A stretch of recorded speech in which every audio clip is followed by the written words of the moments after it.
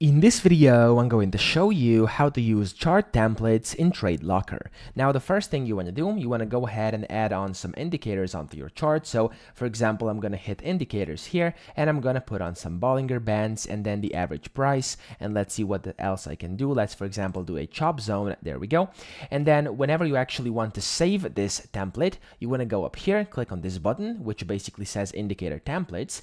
Click on it, click on Save Indicator Template, and over here you have to give it a name. I'm going to give it a name Tutorial, and then you can remember the symbols as well as the intervals, so you can hover over this. It's going to say what it's going to remember, and then after you do that, if you want to remember, of course, symbols and intervals, you can go ahead and check it. If you don't want that, you can just untick that, and then here it's going to tell you your saved indicators. You can press on Save, and then whenever you come back, you'll actually be able to switch between your templates. So you can go ahead, you can see my templates, I can go ahead and switch between the two, and it's going to open up whatever I have saved. So that's pretty much it. I hope this video helped you out. If it did, please subscribe to the channel and help me out as well.